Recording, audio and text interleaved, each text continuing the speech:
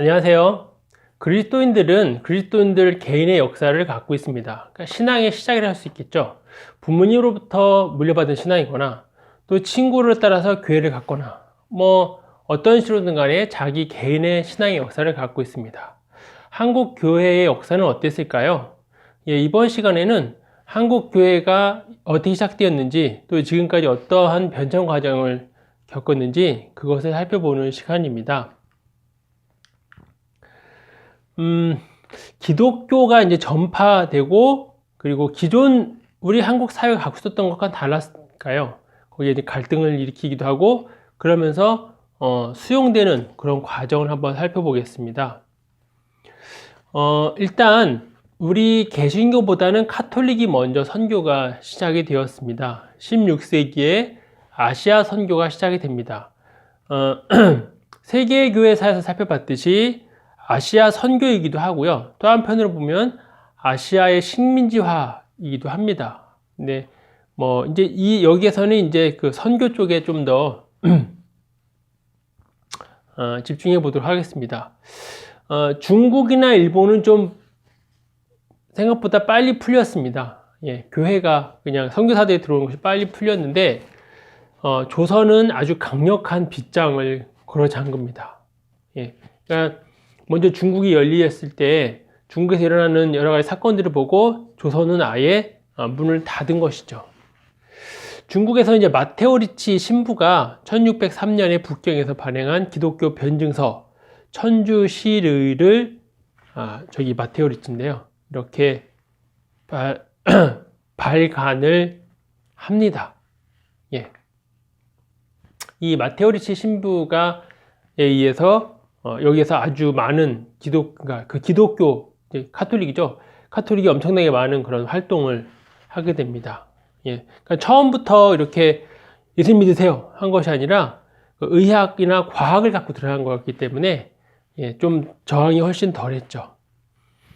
18세기에는 서학 연구, 이승훈의 세례와 자생적으로 조선교회가 생깁니다. 그리고 이때부터 이제 본격적인 선교가 시작이 됩니다. 그랬는데 정약용 아시죠? 정약용이 이제 이 서학이라고 하는 것을 카톨릭을 받아들이잖아요. 그래서 1785년에 서울 명례방 집회 사건이 있습니다. 정약용 형제, 이벽, 이승훈 등이 이제 잡혀 들어가는 거죠.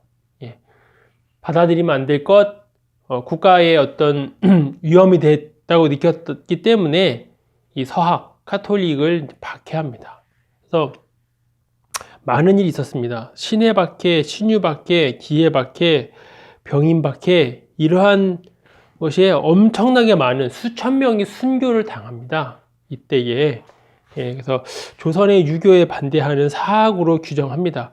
조선은 유교 위에서, 그러니까 유교가 국가의 통치 이념이고 통치의 그 근간이 되는 거 아니에요? 근데 유교가 이 카톨릭에 의해서 위협을 받는다고 본 거죠. 유교와 카톨릭이 또 여러 면에서 많이 달랐기 때문에 그래서 수천 명이 순교를 당합니다. 그래서 이 카톨릭은 이 땅에 들어올 때에 이렇게 많은 피 흘림이 있었습니다. 이제 카톨릭이 먼저 들어오고 카톨릭에서 이제 이렇게 많은 이제 탄압과 압박과 순교를 일어나는 걸 보고 개신교는 조금 다르게 선교를 합니다. 그래서 이체 선언이라고 해요. 이체 선언. 다르다. 이체. 몸이 같지 않은 거예요. 쟤네랑 우리는 달라. 그래서 쉬운 선교를 위해서 개신교는 카톨릭과 다르다. 정교를 분리하고요. 우리는 정치에 관심 없다. 그리고 우리는 하나님 나라, 죽은 이후의 삶에 더 관심이 있다. 그래서 내세지향적인 선교 정책을 펴니다. 유택의 독일 목사 칼 귀칠라프가 처음 시작된 것으로 봅니다. 저기 그림에 있는 분이 바로 칼 귀칠라프예요. 그래서 영국 상선 로드 암허스트가 충청도에 정박했지만 거절당해요. 그래서 1860년에 영국 로버트 토마스는 미국 상선 제네럴 셔먼호를 타고 진입해서 했다가 처형당하죠. 예. 그러니까 쉽지는 않았습니다. 1870년에 스코틀랜드의 존 루스 목사, 맥킨타이어가 이제 이 한국인을 먼저 전도를 시키고 성경 번역을 합니다. 그래서 한국에 들어오지 못하고 만주 쪽에 있으면서 성경 번역을 하고, 그러니까 선교사보다 성경책이 먼저 들어온 아주 특이한 그러한 나라입니다. 여기에서 만주를 대상으로 무역했던 상인들, 이응찬, 백홍준, 김진기, 서상윤 이런 사람들이 먼저 전도를 받고 예수를 믿고 그 사람들이 성서 번역에 참여하게 돼요. 그 사람들을 이제 북방 선교 루트라고 봅니다. 만주 쪽에서 북방에서 받고 이렇게 내려온 사람들. 그 사람들이 바로 이런 상인들, 만주를 활동했던 상인들이었고요. 그 다음에 이제 남방 선교 루트가 있습니다. 남방 선교 루트는 뭐 우리가 잘 아는 언더우드, 장로교회 언더우드, 감리교회 아펜젤러, 스크레톤 이런 분들이 남방에서 이렇게 선교를 하게 됩니다. 그래서 이 언더우드나 아펜젤러가 1885년이잖아요. 그래서 감리교와 장로교가 누가 먼저 들어왔느냐, 뭐 이제 그런 얘기를 하는데, 뭐 모르는 거죠, 뭐. 그래서 일설에 의하면 뭐 감리교 아펜젤러 선교사가 배에서 먼저 신발을 던졌다. 그러니까 먼저 왔다. 뭐 그렇게 우스갯소리도 하기도 합니다. 그 다음에 이제 이 알렌이 있습니다. 알렌. 이 사람은 우리 근현대사에서도 자주 등장을 하죠. 알렌. 장로교 의료선교사 알렌이 재중원을 세웁니다. 광해원. 그리고 이제 감리교회 아펜젤러가 배제학당. 오늘날에 이제 그것이 배제대학교죠. 메리 스크랜톤 여사가 이화학당을 세우고 그것이 오늘날의 이화여자대학교가 되겠습니다. 뭐 언더우드, 그리고 미국 북장로교 선교사 배위량, 이게 이제 이름을 바꿔서 배위량이죠. 숭실학당, 곧 숭실대학교. 그래서 뭐 숭실대, 이대, 또 배제대, 뭐 세브란스 병원 이런 아주 굵직굵직한 의료 또 학교들이 선교사들에서 시작됐다. 의료 선교 또 교육 선교를 한 거죠. 그러니까 이분들은 남방 선교 루트 그렇게 봅니다. 한국 최초의 이 교회가 한국 최초의 교회 소래교회입니다. 1885년에 세운 서상윤, 서경조, 서상윤 장로, 서경주 목사, 서씨 집안의 영광이라고 볼 수 있습니다. 그러니까 이 서씨 집안이 목회자들이 한국 교회에 아주 시작을 한 거죠.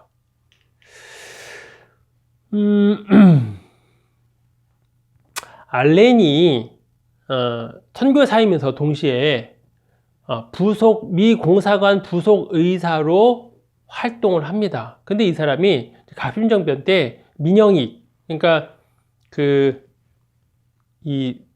인현왕후가 아니라 저기 명성왕후, 명성왕후의 그 오빠가 되겠죠. 그 사람이 다쳤을 때 이 사람을 치료해줘요. 서양의술로.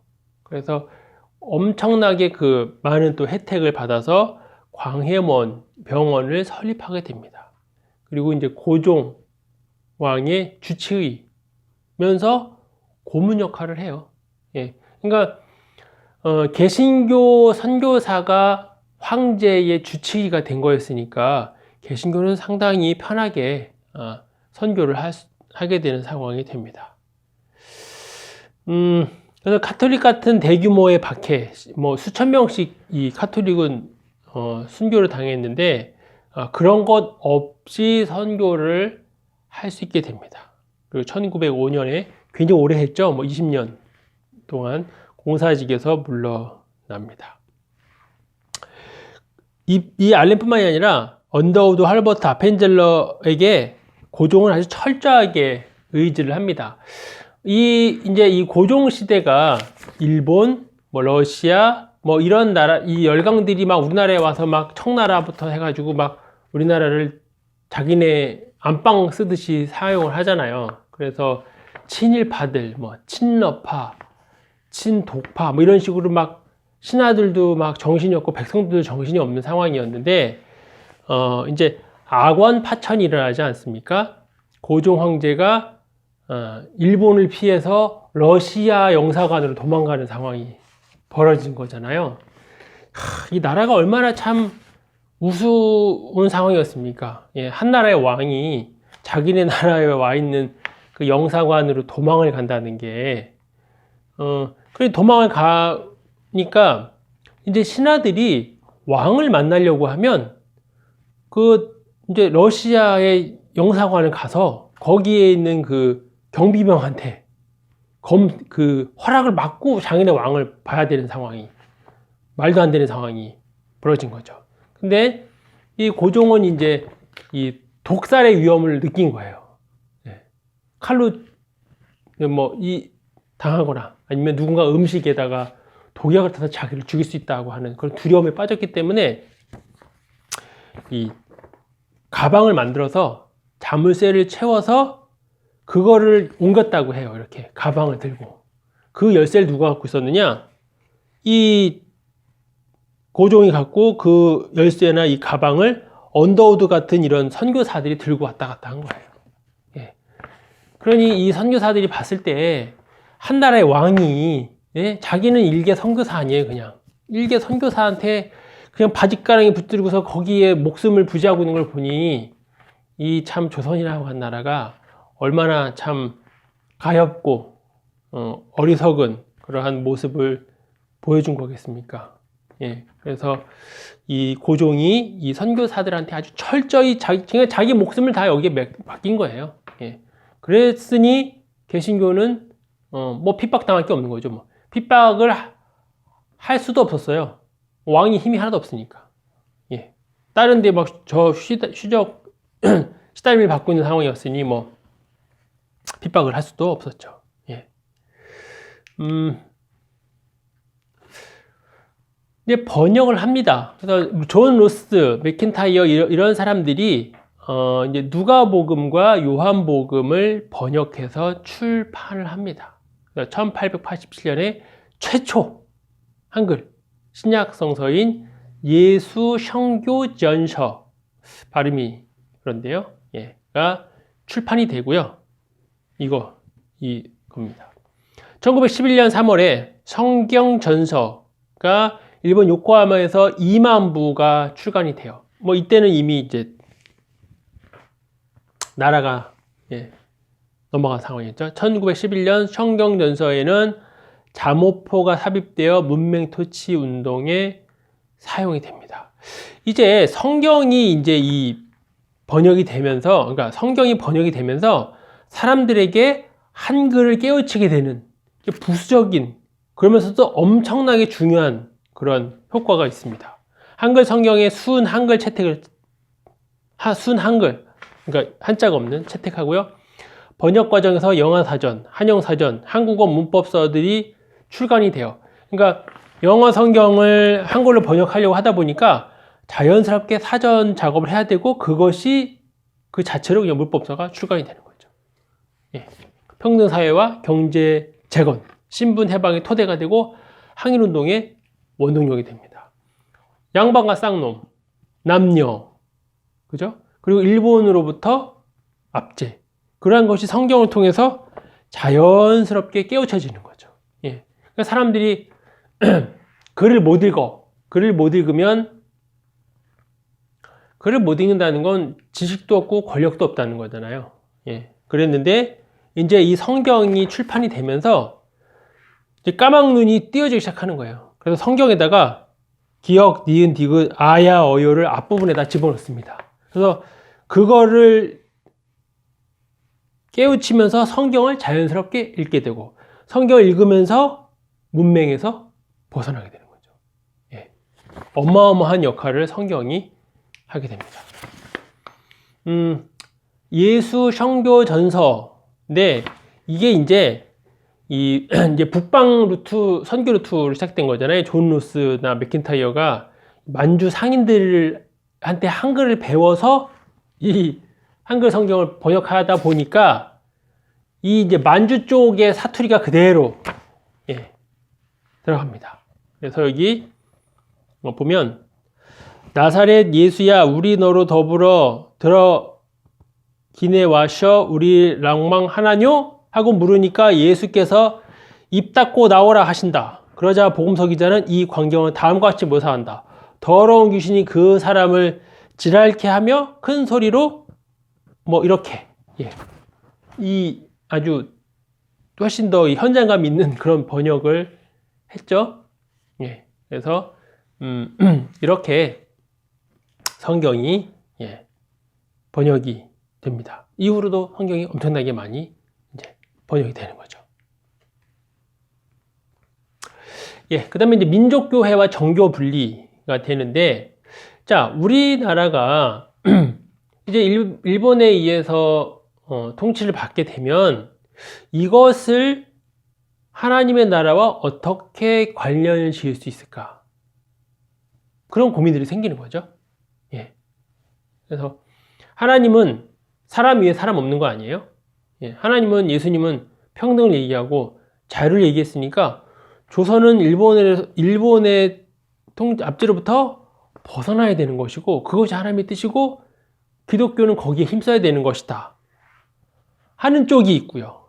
하는 쪽이 있고, 야, 이 땅에서의 정치와 하나님의 나라는 별개다. 거기에 신경 쓰지 말아라. 탈 이데올로기, 탈 정치화, 비민족화. 예수를 믿으면 일본인이 예수를 믿으나 한국인이 예수를 믿으나 똑같은 거잖아. 뭘 거기에 압제하고 그런 걸 탄압하고 그런 것을 집어넣지 말아라. 그리고 또 하나는 이제 우리나라가 좀 특이한 경우죠. 그러니까 콜럼버스의 이 신대륙 발견 이후에 카톨릭 교회와 카톨릭 국가와 개신교 국가가 전 세계를 상대로 다 식민지 전쟁을 벌이잖아요. 근데 우리나라는 기독교 국가가 아닌 일본에 의해서 통치를 받는 아주 유일한 나라예요. 대만도 그런 거, 물론 대만이 한 군데 있습니다. 대만 빼고, 우리나라가 비기독교 국가에 의해서 식민지가 된 유일한 나라. 그랬는데, 기독교 서구 국가의 기독교 국가의 또 선교는 받으면서 그 사람들에 의해서 또 무력으로 통치는 받은 건 아니거든요. 도리어 그 사람들이 독립을 좀 도와준 면이 있는 거죠. 미국의 정교 분리는 국가에 의한 종교 간섭을 배제시키는 거예요. 국가가 교회 이래라 저래라 하지 말아라. 종교에 자유가 있는 거지 왜 국가가 교회 뭐라 하느냐 하는 것이 미국의 정교 분리였는데, 한국의 정교 분리는 조금 달라요. 종교에 의한 국가 간섭을 배제시키는 거예요. 종교가, 그러니까 기독교가 국가에 대해서 간섭하지 말라는 거예요. 식민지 일본이 우리나라를 다스렸지 않습니까? 그럼 교회는 뭘 할 것이냐? 교회가 국가 권력이 뭐라고 하지 마. 똑같은 정교분리인데 의미가 굉장히 많이 다르죠. 탈사회화. 이 사회에서 일어나는 정치, 경제, 그런 정치적인 것에 있어서는 교회에 신경 쓰지 말고 우리는 복음을 전파하고 예수를 믿게 하고 천국을 갈망하는 거. 그래서 똑같은 낱말을 썼지만 그 내용은 다르다. 그렇게 말씀드릴 수 있겠습니다. 이게 지금도 좀 이런 경향이 또 그 교회 큰 게 두 경향이 또 아직도 공존을 하죠. 그다음에 이제 3.1 운동이 있습니다. 민족 교회가 이제 분출된 것이다. 그러니까 교회와 민족이, 그러니까 종교 분리가 완전히 이루어진 것이 아니라 교회 속에서 민족을 보고 민족 속에서 교회의 메시지를 끄집어낸 거죠. 19년 3월 1일에 33인이 동일 그 3.1 운동의 주축 세력인데 33명 중에서 16명이 기독교계 지도자예요.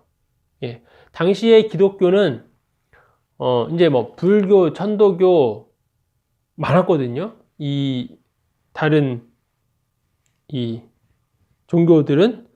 근데 기독교는 그 퍼센티지가 다른 종교에 비해서 정말 뭐 너무 보잘것없는 그런 상황이었는데 33인 중에 무려 절반이 기독교계였어요. 그러니까 그만큼 기독교 목회자들이나 지도자들이 이 민족에 대한 관심을 엄청나게 많이 가졌다는 것을 알게 됩니다. 이 운동으로 인해서 수원 제암리교회 인근의 수촌리, 화수리, 평남 간석반석교회 뭐 이런 교회들이 엄청나게 일본에 의해서 보복 학살당합니다. 예. 그리고 아마 너무나도 크게 이 보복을 당했기 때문에 이 이후에는 급격히 보수화라기보다는 급격히 정교분리 쪽으로 가요. 예. 그러니까 현대 정치에 대해서 관심을 딱 끊는 거죠. 탈사회화. 예. 3.1 운동을 기점으로 완전히 교회가 색깔을 바꿉니다.